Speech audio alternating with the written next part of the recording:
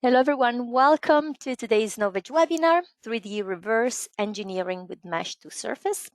Join this webinar to find out how to convert 3D scan STL mesh data directly into SOLIDWORKS with Mesh2Surface add-in. Konstantin Transaliev is a product manager at Mesh2Surface and is specialized in 3D scan processing, 3D scan algorithms, and product design. I also want to show you where exactly you can find Mesh2Surface on the Knowledge catalog. Just go to knowledge.com and then do your search. Knowledge is changing the way designers purchase 3D software, offering more choices, more freedom, best advice, and faster service. We make it very easy for you to get the best deal and with the quickest and fastest service and all the advice that you need. And now let me switch the screen so Konstantin can take it away. We can see your screen, Thank you, Barbara. Yep. Hello, everyone, and thank you for attending this webinar. A little bit about our company. We started back in '96, and we joined the team when we actually created the first handheld scanner in the world. And our team was really specialized in developing and processing 3D scan data. Our team was passionate and really enjoying creating new algorithms and to be able to process them in a really efficient way. Back then, we had to do this in computers like Pentium 2, where the challenge was to put 1 million points and be able to recreate them and provide a good quality data. I'd like to say that I'm really happy to hear that the latest issue of Develop 3D just released a list of 30 companies and technologies in the world that they think will boost your productivity and design. And it's a great recognition for us that they put us among the other big players on the market like Autodesk, Dell, and Microsoft, and many more. But we are among the 30 companies in this world that provide these technologies. And also, I'd like to say that they're really, really passionate about reverse engineering. We'd love to work with the 3D scan data. We want to show the people what they can do with this and how these processes work. Before I begin, I'm sure there are some people in this webinar that don't know much about the 3D scanning, so allow me to say a few words about this. How do we understand and what is actually 3D scanning? If we take the left picture, you can see just a light on a bike and we can see the bulb, and this is the picture where the people can recognize what they see. The 3D scanning, from our understanding, is the same, but with an extra dimension, which means you get this object thanks to this technology. You can put it on the screen, you can put it into the computer memory, you can rotate it. But the challenge is what you actually can do with such data. Our philosophy is that 3D scanning is actually not enough. I've been to exhibitions demonstrating scanning. Maybe you also have visited people that sell software and scanners, and you can see these amazing images, and immediately you get question from the customer and say, oh, this is great, it's ready. Can you give me this in IGES and step file format, and I can put it in my CAD system, and then I can use it in my traditional way. I know already how to do this, how to put this into manufacturing. And then I have to start answering such question. Well, this is not exactly IGES, and this is not step format. And you start explaining them what this actually means, etc. So let's get an example, and I'll try to explain what I mean with all this. If you look at the picture on the top left, you immediately can recognize that this is a car with a plate, and you can see the plate number, and if I ask you, you can read it. But for the computer, this is just an image. It's just a number of pixels with a color, and which means nothing. But if we extract this valuable information, like the plate number, you can put it into the database, and then you can get a speed ticket, for example. But for this purpose, you need to have a specific software that we actually will get this valuable information from this image and convert it into something that can be understood from on the other side. So it's the same in the 3D world. The bottom left shows number of points on the screen. Yes, you recognize this as a circle, but for the computer, it's just a bunch of points, which means nothing. It's just a collection of points that have X, Y, Z coordinates, and there is not much you can do. You can't change the radius. You cannot do much with this information. While on the right, if I have this circle with a specified center and the radius, I can easily modify this. I can change the radius from 6.2 down to 6 millimeters, for example, and I can do a lot of other stuff. So what we understand as a 3D reverse engineering, for us, this doesn't mean to repair the mesh and create the nice images which you can publish on Sketchfab or put it on the 3D environment to rotate or computer games. For us, 3D reverse engineering is actually to translate this information you can see on the left into a different representation of the object, which the actual CAD systems know already how to process, and they have a lot of tools to do this in their environment. Just quick examples when we need this 3D reverse engineering. For example, you can have a damaged part, and on the top row you can see something which is broken. You don't know how to, you don't have a new part. So what you can do, you can actually scan it. You can use the approach of 3D reverse engineering. You can reconstruct even the missing parts based on the mirroring, for example. So you can reconstruct one side which is missing on the other. And then you can actually send this to the 3D printer and have your part ready. Another example is if you have parts of the old cars that you don't have any documentation, and for your processes, you need to create the sketches and put it back into manufacturing, and you need to reconstruct this parametric tree. So this is another example. Also, an interesting example which you can read in the Develop 3D magazine is that sometimes people want to modify the already existing parts. Like this example of the bezel of the car, they wanted to replace this with a modern touchscreen device. So what the application here is, you can scan this, and then you can use reverse engineering to actually create a new part which has the same outline, the same shape that fits the car, but then you can mount a new modern touchscreen device, and in such way you can reproduce what you want. And final example on my presentation here is just sometimes people like to make their objects with their own hands. They just do this using clay. You can modify, you don't use any NURBS or surfaces. You create this by hand, and then you can scan this and you can turn it into a CAD model that the CAD system understands, and you can actually create a mold, and you can put this into production. So what is the Mesh2Surface for SolidWorks? The Mesh2Surface for SolidWorks is just an add-in which is natively integrated in SolidWorks. You don't see any changes. It's not additional software. You just start your SolidWorks and you can see immediately additional tool set that complements the already existing SolidWorks feature set, but it allows you to work with the scan data and convert them into a professional CAD models with a proper feature tree. I have outlined here how we understand the reverse engineering workflow. The first step you need to do is actually bring in the data into your software. When I say bring in, it's not simply loading, but you may have challenges that these data can be huge.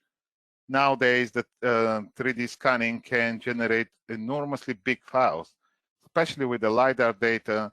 The files can get up to 50 gigabytes or more, and you need quite a good hardware to actually load this data and start processing them. So the 3D scanning was easy. You can just capture points, store them on the disk, but the challenge then is how can you process? The next step, which is really important to do the reverse engineering, is to put this object into the correct coordinate system, which we call alignment of the scan data. For this purpose, we need some features and techniques to do this, and I'll show this in my presentation later. Once you have your object aligned in space, you have a lot of information. You can start your traditional way to recreate your features. At this point, you can use the traditional sketches to create extrusion objects like solids or extruded cuts, revolved surfaces, and as you can see on the bottom left image of my slide, this is just part of the process of what I've been doing, and then you can create finally your part. When you do reverse engineering from the scan data, it's really important to compromise between the design intent and the best approximation of the scan part. The question is that sometimes the parts may be quite old and they may be deformed if they're plastic, or even if they're metal after your use. You need to actually have control how you want to design your object. So for this purpose, it's really good if you have some kind of indication how your model action deviates from your scan data. For these purposes, for example, we have developed our deviation analyzer, which at any step you can control your processes and you can see nicely in 3D how far your reconstructions deviates from your originally scanned object. So this was my short presentation now. I would like to get into the technical demonstrations, which will actually give more information of what I'm talking about. So when you get SolidWorks, our software actually is independent software, and it doesn't come with SolidWorks. So you need to have software of SolidWorks installed already. When you install Mesh2Surface, the only thing you get is just an extra toolbar here, which provides additional tools for you to start your reverse engineering. The way we manipulate the scan data is by importing the data ourselves. And we have a reason for this, because we think that we handle the data in a different way, which gives us more control to manipulate. We try to access the graphics data that SolidWorks imports, but we found that this is not sufficient for our purposes. So that's why the way we import meshes is using our own engine. You can import STL meshes. I'd like to make clear that we work with the meshes. The meshes is different from point clouds. The point clouds is just a collection of points in space, but they don't have quite important information which the STL meshes have. The STL meshes allows the software to identify different areas. You can get the volume of the object and a lot more properties. So when you start, you just click import mesh, you select your file, and because STL doesn't provide units, you need to specify what units your file has been stored. I can press OK, and as you can see, just for less than a second, you can get your file in SolidWorks. Again, because Mesh2Surface is natively integrated, you don't need to learn the way you manipulate. You just use the standard SolidWorks command. You can navigate on the screen, and you can just explore your object. Sometimes you can bring really huge data. This is not big enough. For me, this is just 900,000 triangles, which is not a huge object, but for these people that use scanning a lot, they know that sometimes they want to bring millions of points. I really highly recommend, before you start, to check the number of triangles you manipulate with. The reason for this is that, yes, you may have really good hardware and you can rotate this on the screen, but for the algorithms, it's good to put this in a convenient number of triangles. For this reason, we have a function which is called decimate, and it allows you to reduce the number of triangles. In this example, I'll just leave it to 50%, and what I do, I just press preview. So what the software will do, will actually decimate and reduce the number of triangles. But how much we need to do this, it's a good question. I tried to do this in SolidWorks, and for this specific example, I had to wait about 1 hour. So it's really up to you to see how this compares with features that SolidWorks have. As you can see, this part is ready, and I really hardly saw any difference. But because we're talking about accuracy and high quality data, it's always there is always a need to actually find out how far we are, what have we changed from the originally scanned data. So for this reason, we have implemented our analyzer tool, which really quickly will show you the deviation between the originally scanned mesh and your decimated mesh.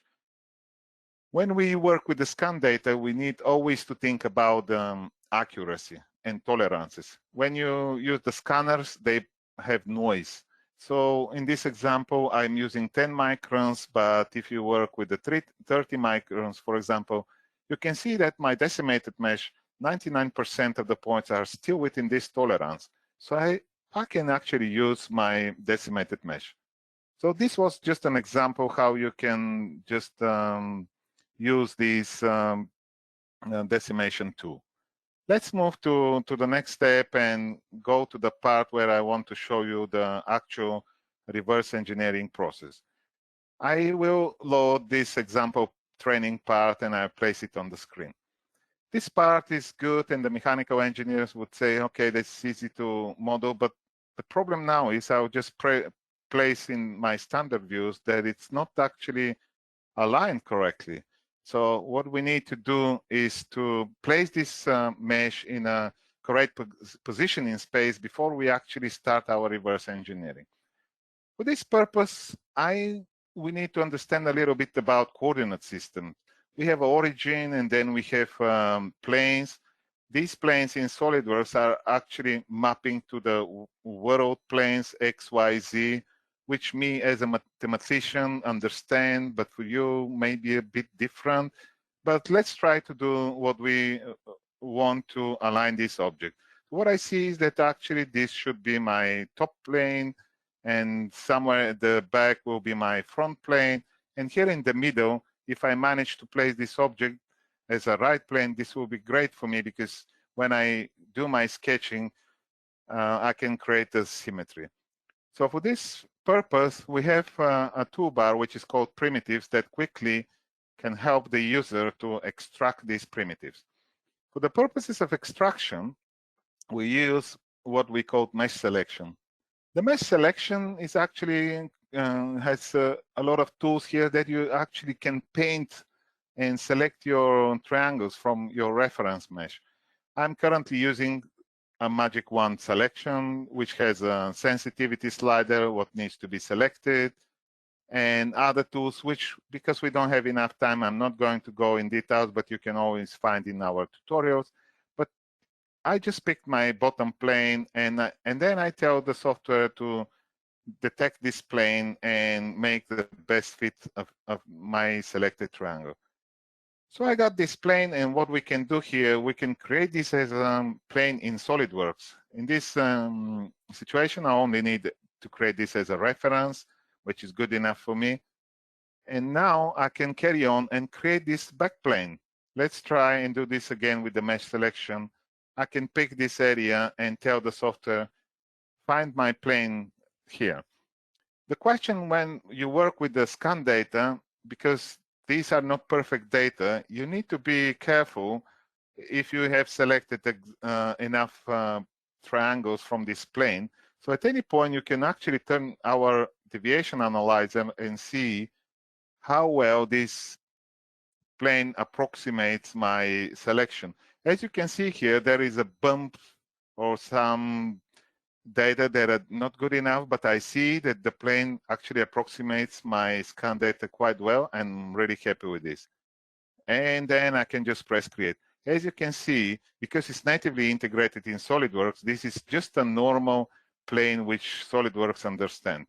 Now I'll just hide these two not to interfere with my next step, and I will go again to my primitives. So what I need to do now is actually to get a plane which it goes straight in the middle, and I will try and select some areas that will define my plane here.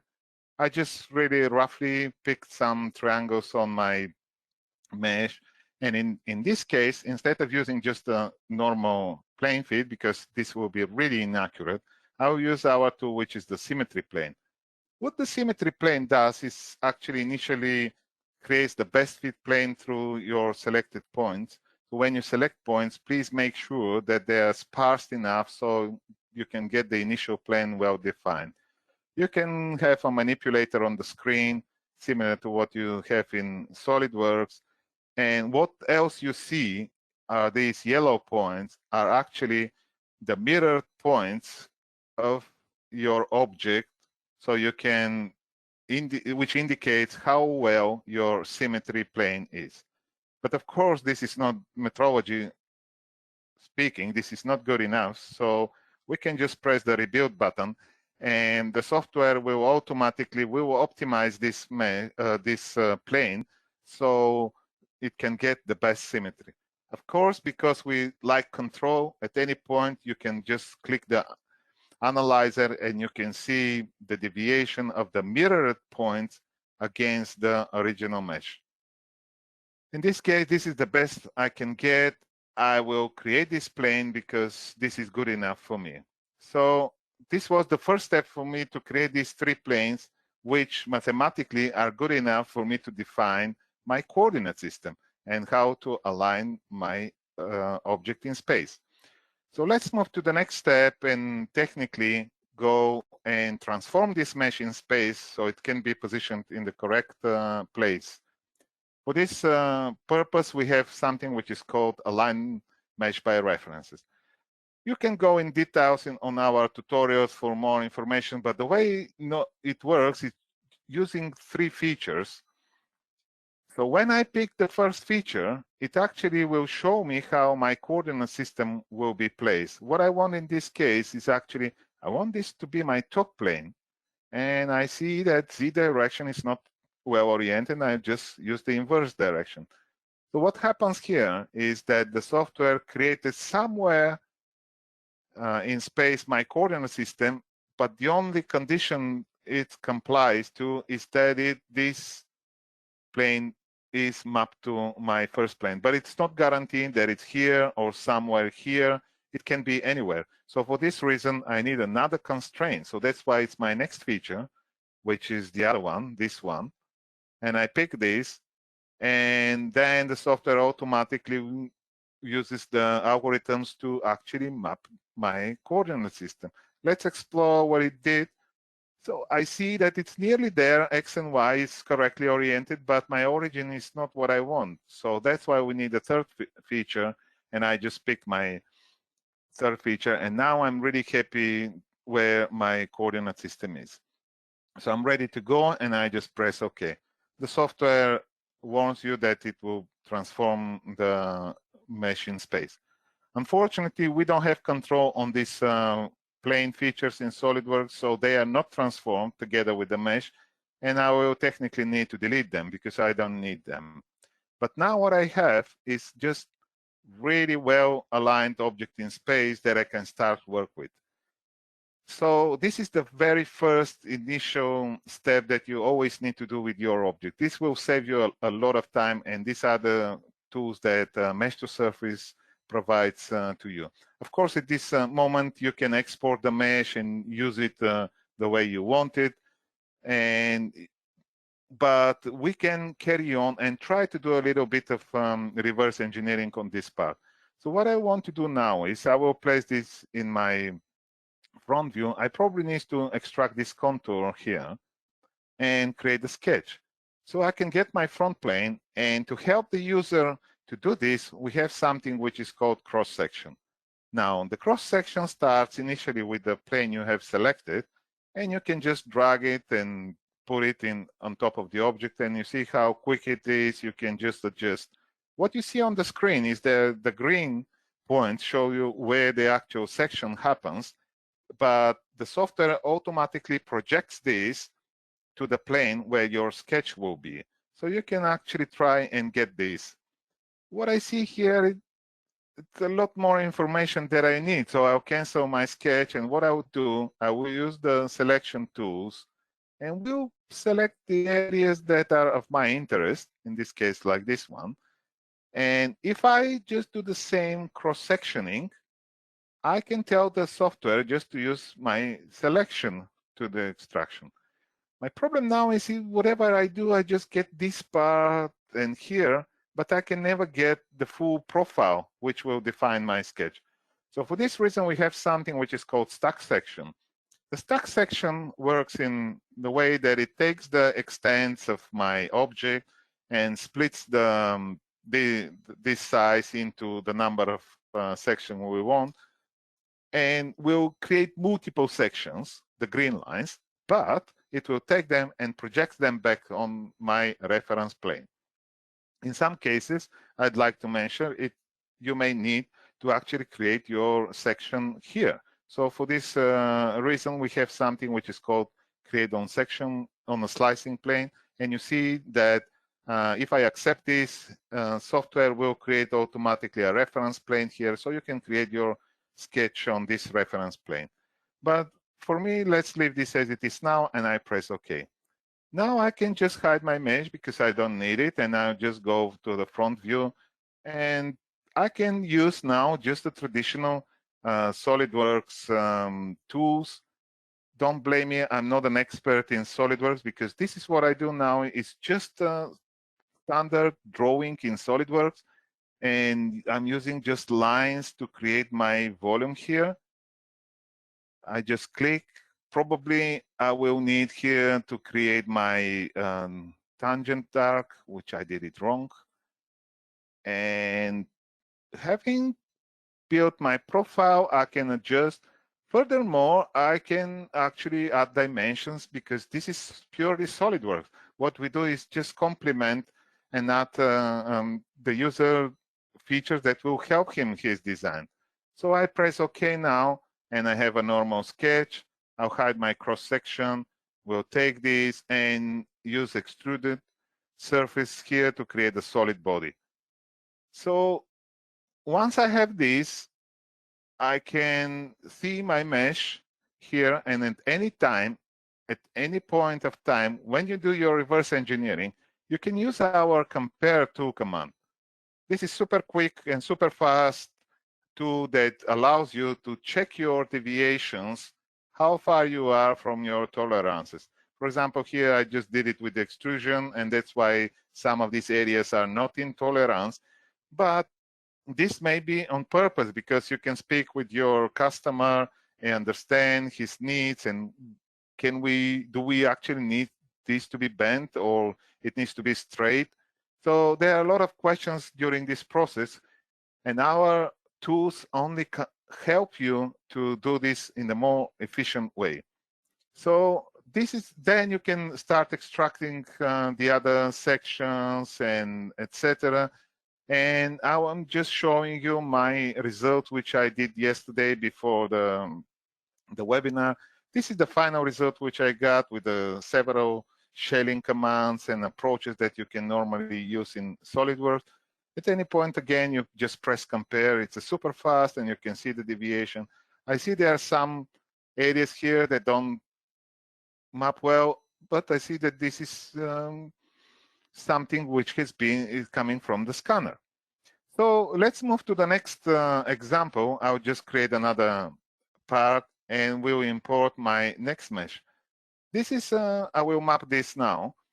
For the demonstration, I will save the time for aligning, and when I place this into the correct orientation, I see that everything is perfectly fine.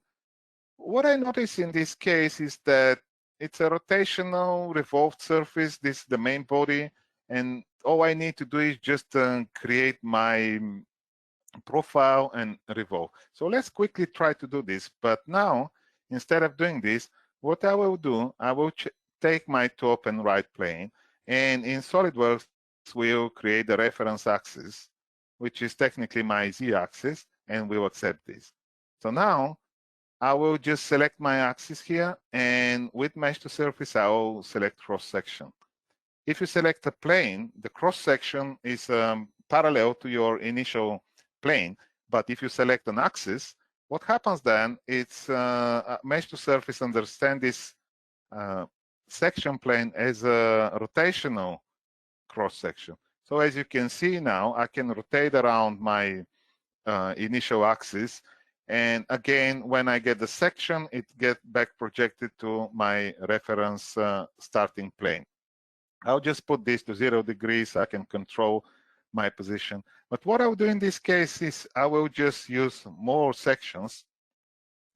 And the reason for this is that the part can be wrong. The scanner can be wrong. I want to get as much information as I need it to get the more accurate result.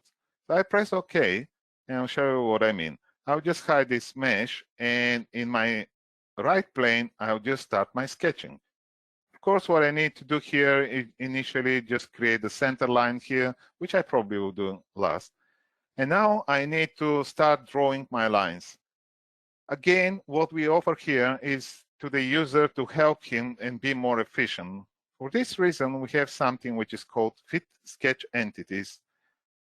What this is a kind of a brushing tool that you actually start painting on top of your data, and the software automatically can fit line, arc, or circle, and in some cases you may want to extract points.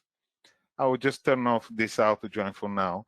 What you do, you just hold your left mouse button and you paint on top of it. So what you see here is that the software created my line. I can just paint here and create the next line. But what we also have is the auto join functionality, which actually will analyze the underlying scan data, the section points, and will try to find the best fit. So it is just a time saver for you to connect these lines together. Here we got a sharp corner, and because we specified the minimum radius and the software couldn't find any fillet here, so that's why it created this sharp corner here. Here I will paint, and as you see, it just found the best line fit that it can do.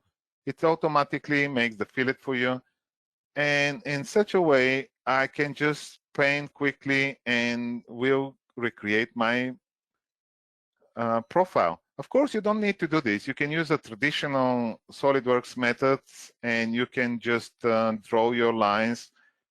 But I think that in some cases, this is really a time saver. So while I'm speaking, I will just try to reconstruct this profile for you. As you can see here, we have some extra information, but the algorithm is optimized to find the best fit and throws away the data even if you have selected them. I will just select this line, and this is, again, because the object is not aligned well, you can create this line.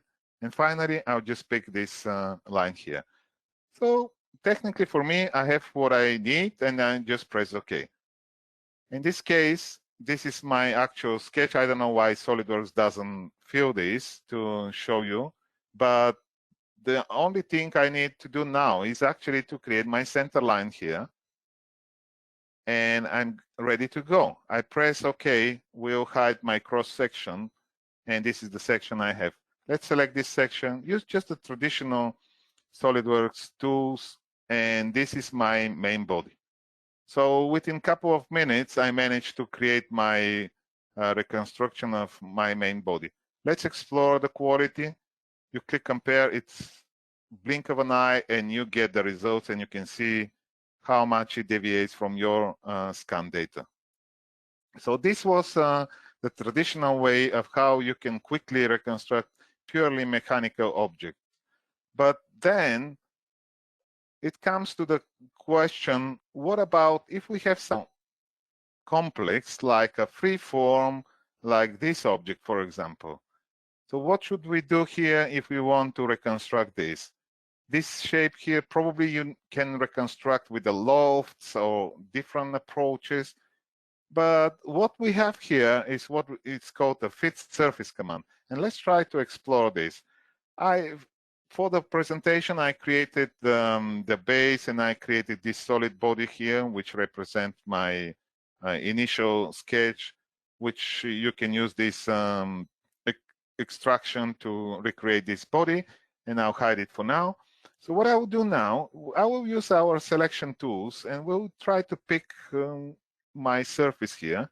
This is not good enough because this is a flat surface. So what I need to do is just decrease this probably to 15.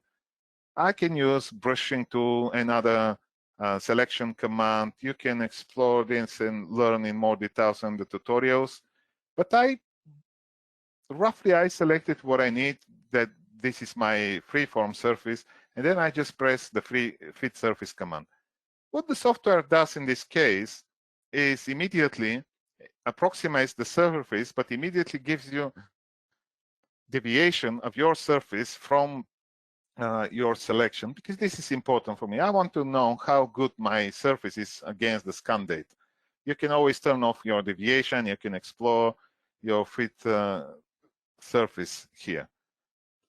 What it does technically, it approximates this the selection and extends by 40%, for example, and then it uses 10 by 10 control points. But what we can do here also is ask the software to try to find what is the optimum, how many points we can use in order to get intolerance. We know from the theory that the more control points, the more complicated it is for controlling later. But in this case, we got 19 by 19, which is good enough for me. And I can press OK and accept this surface. So now I will just hide my mesh, and to complete this part of the demonstration, we'll take these two, we'll select them, and we'll use the command which is called intersect. In this case, I will intersect the two. I'll probably tell the software to remove this. Maybe this is not the best approach. Maybe you know better than me. But this is the result which I got. I mean, it's good enough. It's a compatible SolidWorks surface which you can use in your process to continue your modeling. So this is our fit surface command, which normally gives really good results for the nearly planar surfaces. So using these two techniques for extracting surfaces and fit surface, you can reconstruct amazing objects. And this is just an example of our customer and fan of our software, Deviation Engineering, which we'd like to thank for sharing this information with us. And he started with this object, and using Mesh2Surface explicitly, he just reconstructs this part from the scan data in such a perfect way. I haven't asked him, but he ensured that it saved him a lot of time. Otherwise, he would spend days to reconstruct this object from the scan data. So this was on the mechanical side, which you can use and extract and reconstruct your surfaces.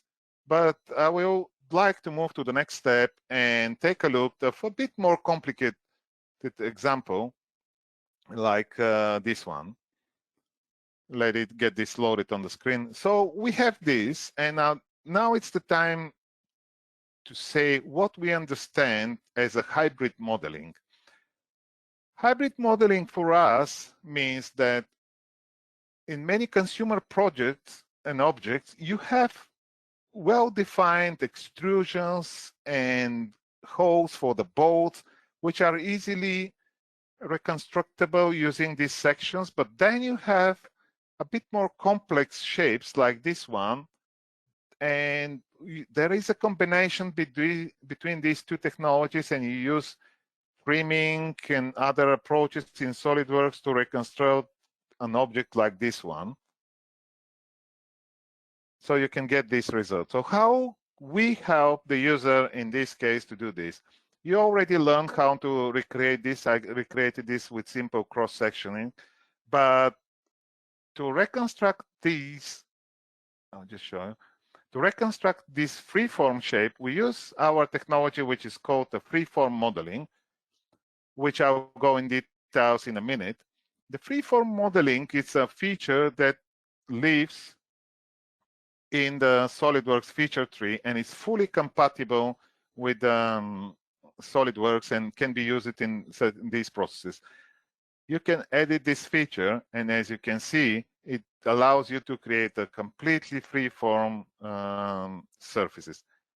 What this means that you can, I'll just turn this option off now, that you can easily just go and select this and modify your shape. I can probably, based on requirements which I get from the designer, I can just change this and make it with a thicker or bigger. And when I'm happy with this, I can just press OK. And because it's natively integrated, automatically SolidWorks will reconstruct my shape and everything will be applied in the feature tree. So our new quad surface actually lives in SolidWorks, and which is fully compatible. This gives a really huge power to the user to create shapes that he cannot do otherwise with the traditional approaches. So now I would like to go in details and tell you more about this freeform modeler. I will just import my example, which is here. And now let me just check if it's properly aligned. So this is my path for the demonstration. It's just a weird aerosol which I scanned a couple of years ago. I always use this in my demonstrations. And the reason for this is that you can see how bad the quality it is. You can get some bumps. I scanned this 15 years ago. The data not good enough. We have holes here. The data are not perfect.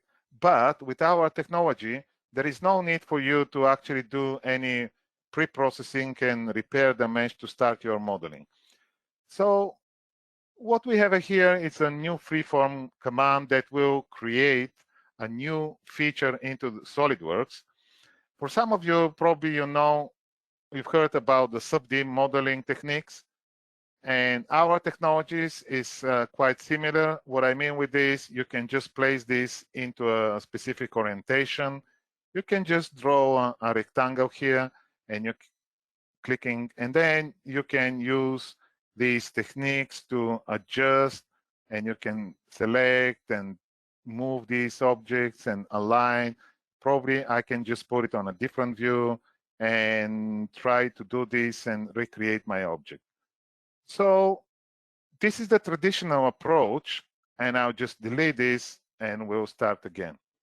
So forget about this, and I want to show you what is quite unique for our solution, and this is what we have as a snapping mode. This is something that we have, and it's really, really powerful, and I will restart my modeling now.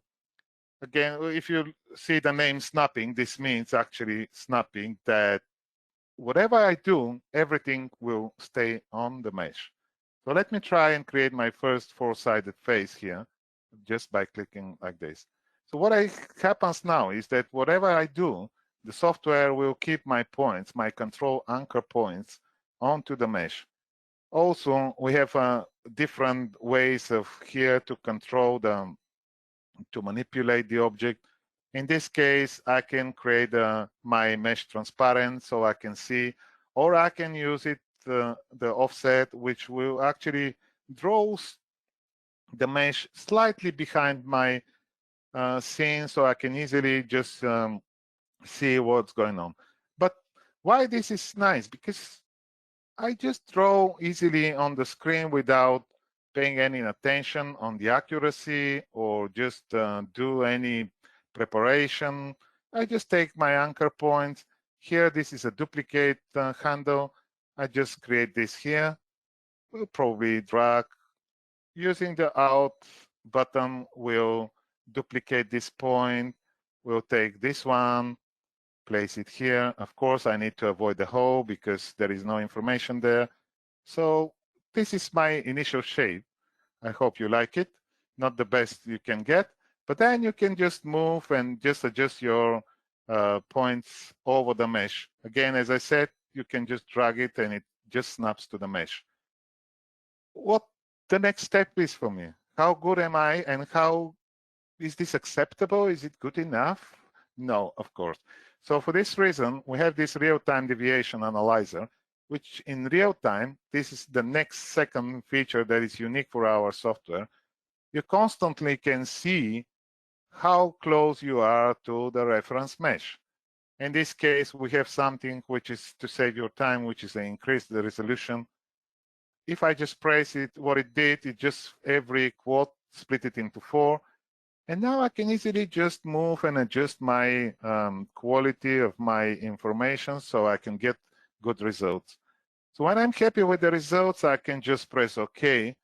And what happens now is that this is actually a valid SolidWorks surface. And to demonstrate this, I will just pick this surface, go to the Surfaces tab in SolidWorks, and I'll thicken this. Now I'll just use it 0.5 millimeters and press OK. As you can see, it's a parametric. The thicken command was applied. But I forgot something, and it's, of course, to complete my object. What I need to do is just go and edit my feature. We'll place this into one of the standard views. And what we have here is a symmetry support. For now, we only support the standard place. In this case, is the right plane, which means that whatever I do, if I just try to move my points, they are mirrored. So how can I finish off my project? I just double click on this edge. It will select the whole chain and will tell the software to snap this onto the symmetry plane. This now will mean that they are connected and there is a continuity between them. So I'm ready to go. I just press OK. And as you can see, immediately SolidWorks applied the thickening command, and I have my object, which I can use in my processes further.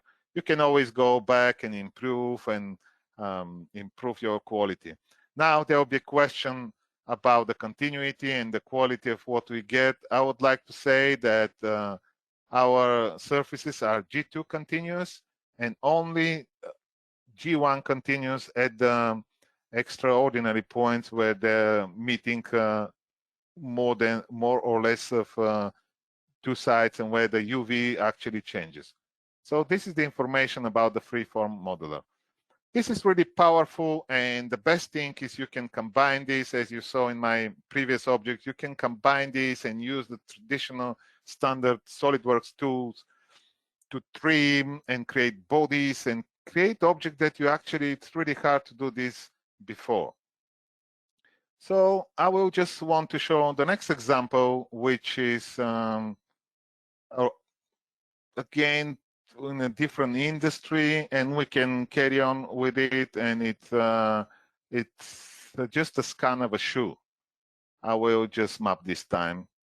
This is a shoe scan, and now we can go and use the freeform and recreate this in an artistic way. But now it's the time to speak about the dream. What about if you want to do this automatically? What about if we have a magic button like automatic surface? Well, we provide this button here, and before I demonstrate, I'd like to say that automatic surfacing can do the job, but it requires a good quality mesh data, which means that the mesh needs to be closed. It can have noise, but the automatic surface will capture the noise also. So we recommend, if you try out our automatic surface, just don't bring in garbage mesh. Try to clean up the mesh, because some people try this, they want to have the magic and it doesn't work, but it is what it is. Also, I'd like to say that this type of function is applicable for objects in a more organic way, not you cannot use this function to recognize cylinders or planes, etc. Let's explore the number of functions we have here. The first option is how many features we have. How does it look to you? Is it quite detailed or not? For me, it's balanced, so I'll leave this as it is. As you saw in my freeform demonstration, we are working with quotes. So here the user should specify what is the target of number of resolution he wants to get. Is it a 2000 quotes or less? So you can play with this preview button until you get the good results.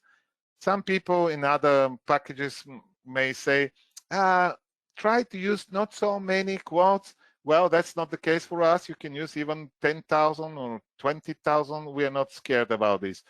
And the last thing is the symmetry, which means that if the object is symmetrical, you can specify one of the standard planes if you want a fully symmetrical object, which is not the case for our example. I just press preview. So that was all what you need to do. Just say the feature details and the target number of quotes, and you leave it. The software will take some time, of course, but I'd like to say that this is not a high-end computer on my side. I just use a normal laptop, which is Pentium i7. And during this presentation, actually, you saw what it did. It's ready. Now, of course, we like quality control. You can see the deviation, and you can change the parameters here until you're satisfied with the result. And if you're happy with this, you can press OK. So as you see, just with the hit of a button, we just got this result. I'll hide this mesh, and you see it appears as a solid body. And to prove this, I'll just use this section view, which demonstrates to me that this is actually a solid body. Of course, you can always go back, right-click, and edit this feature if you want to adjust some of the quality of your results, and you can apply it to other operations. And the final last object, which is sometimes people try to import, is a purely organic shape. I will just bring this in, like this one. As I said in my presentation, sometimes it's hard to model this with a traditional way, with the lofting, etc. So what I will do now here, we'll use again the automatic surface. And in this case, I'll just put the highest, so it gets more details out of my object. Again, what you need to do is just sit back and relax and leave your computer to do the job. It takes time, but from my experiments, it doesn't take more than 5 minutes, which is not overnight. And as you can see now, while we are doing this presentation, the software works, and even the webinar doesn't stop the processor to generate these nice surfaces. We need to wait a little bit more. Again, this is a real time. It's not a video that I'm showing you at the moment. Because some people show just a recorded video to avoid any situations that the software doesn't work. And this is what we have. I can press OK and accept this as a solid body. Now let's explore this in SolidWorks. What happens now is SolidWorks was trying to create the rendering meshes, and this is my result. Again, I can just compare this, and I see that 0.1 millimeter is what I have here, and this is not as much as I want. Well, in this case, I will just go to the editing of this model, and I will just simply increase my resolution. What the software will do, will split every quote into 4, and will map this back to the mesh, and you can see now the deviation, how much better it is. In such a way, you can even manually do this. But for this, I will leave you to learn more from the tutorials. When you're ready, you just press OK, and the software will reconstruct this back into the SolidWorks. You have probably experienced, just very quickly to demonstrate one last thing in the front plane, I will just use the standard SolidWorks feature. We'll create quickly a sketch here, press OK. This is a rectangle. We'll create just an extrusion. And in this case, I will just turn off the merge results. We'll pick this, don't know if it's the right way. We'll pick these and we'll insert the features combine. So I will take this as my main body and I'll remove this shape from my base. So as you can see, this is a completely SolidWorks compatible which you can use. So this was the end of my technical presentation. I will just go back just for well, in my PowerPoint presentation. I'd like to summarize and wrap up 10 reasons why we need Mesh2Surface.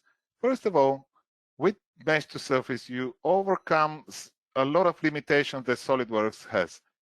SolidWorks is designed to work with the cut data and cut surfaces. It's not designed to handle a big amount of data coming from the scan data. With Mesh2Surface, you can import any size of STL meshes. If they are 8 millions or 80 millions, as long as you have a good hardware, you can bring them in, and with the decimation tool, you can reduce them to a reasonable number of triangles which you can work with. Mesh2Surface provides an extensive, as you saw, tool set for reverse engineering. With these tools, you can do your sketching. It can help you to recreate a freeform surfaces, etc. I hope you saw in my presentation the speed of how Mesh2Surface works. Even with this amount of data, the algorithms are quite optimized because we are coming from this background. Our algorithms are optimized to use such data, and this makes the process easy and simple and efficient. We provide the ability easily to work with the freeform and the hybrid modeling, which means easily create the freeforms that can be trimmed in SolidWorks, and because it's natively integrated, it's in the feature tree, and you can go back and edit and create your own design. I'd like to say we have one of the best automatic surfacing nowadays, which is available on the market. It's not only about mapping the underlying mesh, but it's also how the surface is oriented in a more suitable way for later operation when you need to make a trimming and when you want to apply filleting, etc. Mesh2Surface provides high-class quality analyzer. At any step, you can analyze your process, you can control your process with a blink of an eye, you can get these deviations, so you can be into control in your design. Having all this, you reduces drastically the time for creating these cut models. As you saw in this webinar, we managed to quickly recreate several objects which otherwise probably will take you days to create from the such scan data. I forgot to mention, but it's actually, you don't need to change your product life management. You can just use Mesh2Surface, and because it's natively integrated, you don't need to change your standards. The learning curve is really quick because there are no additional controls. The user feels, looks and feels it's the same. And you can switch between the SolidWorks tools and Mesh2Surface tools easily, and the Mesh2Surface features only complement all the existing features of SolidWorks. And the last thing is, you all do this in your familiar environment. You work in SolidWorks, so you don't need to learn any new software. You don't need to get the feeling how the other controls are, and if you want to do this or in one way, which is different from SolidWorks, which actually saves a lot of time to learn, and it saves money. For more information about our product, you can always refer to our website, which you can see on the screen, www.mesh2surface.com, where you can find tutorials, you can download the trial version, and you can explore our software. So that was all from me. Now is the time for questions, and I'll be happy to answer if I can. Thank you, Kostadin. Thank you for the great presentation. We have one question. How does this program only works for SolidWorks? I think, yeah. Our philosophy, we have three products. We have Quick Surface, which is a standalone applications for the user that don't have any CAD package. Some people are maybe reluctant to SolidWorks, or they may have a different CAD package. So Quick Surface is a package that allows you to load scan data, convert to a complete CAD model, and export the CAD model into IGES and STEP format. And you can put it in any CAD packages. We created Mesh2Surface for SolidWorks because there are a lot of SolidWorks users, and we want to make their life easier. they don't want to learn a different package. They want to stay in this environment. They have some limitations, etc. But you can find this more on our website. Yeah, and we also sell Quick Surface on noveg.com. And another question, when creating your reference planes in SolidWorks, is it possible to add additional restraints, such as making them perpendicular to the previous planes? Yes, there are. There are constraints. I can quickly demonstrate, but let me just create an empty document. I can quickly import these and show you the workflow. I will just so if I quickly just try to demonstrate what you asked for, we'll pick this pick this plane. We'll create the primitive a plane, and we'll create this as a reference. So this is one plane, and my next step would be to actually get this part. Yeah, it's just an example. It's very quick. Don't get me wrong. I'll just get these, and then if I say fit a plane, in this case, there is what is called constraint. So I can pick this constraint. What happens now is that this plane is best fit through the points, but at the same time, it's absolutely parallel to my reference plane, which I select. As you can see here, the deviation may be different, but I made sure that these two planes are parallel. So I hope this answered the question. Yeah, let us know if it doesn't. Is there a trial version available? I think you already said that. Just go to Mesh2Surface website and you can find it. Will it work with SolidWorks 2017? Unfortunately, no. Okay, we don't guarantee. I mean, we have in our offices versions 2019 and above, but we cannot have for now all the versions. So that's why the only certified version is 2019. But you can try it on 2017. You just download the version, install it, and if it works, that would be great. If not, let us know, and we are the best. The problem is that sometimes SolidWorks change their engine in the future version, and sometimes they make a really major steps ahead. So I don't have an answer if it will work into 17, but you can give it a try. It doesn't hurt. You just download the version, install, and see if it starts.